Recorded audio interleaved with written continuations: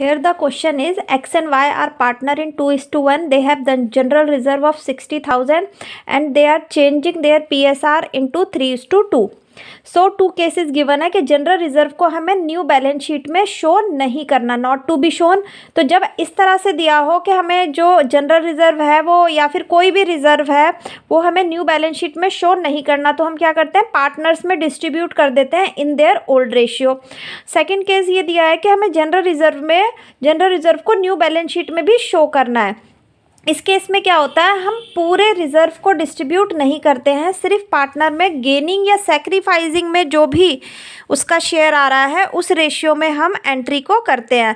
जैसे कि यहाँ पर हम देखेंगे कि जब हमने सैक्रिफाइसिंग रेशियो निकाली तो एक्स सैक्रिफाइस कर रहा है, वाई गेन कर रहा है। तो इस केस में हम क्या करेंगे, गेनिंग टू सैक्रिफाइसिंग एंट्री करेंगे विद द नेट इफेक्ट। तो 60,000 का जब हमने नेट इफेक्ट लिया 1/15 ये आया 4,000।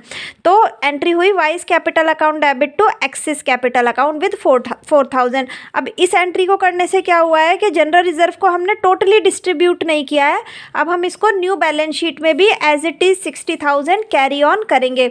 इस तरह के केस हमें एडमिशन में, रिटायरमेंट में या डेथ में, तो उन सबको हम सेम तरीके से ही फॉलो करते हैं, इसी तरीके से किया जाएगा। इसमें क्या है, ये इट इज़ वेरी इजी और ये 1 मार्क में क्वेश्चन बहुत आता है या फिर फुल क्वेश्चन में भी समटाइम्स आस्क किया जाता है ये। इसमें क्या है कि जनरल रिजर्व या फिर कोई भी रिजर्व हो उसको हमें कैरी फॉरवर्ड करना है इन न्यू बैलेंस शीट। तो आपको ये याद रखना है कि जब हमें कैरी फॉरवर्ड करना होता है तो टोटल रिजर्व, चाहे वो कोई भी रिजर्व हो या लॉस ही क्यों ना हो, टोटल को हम डिस्ट्रीब्यूट नहीं करते, हम उसका सिर्फ नेट इफेक्ट लेते हैं।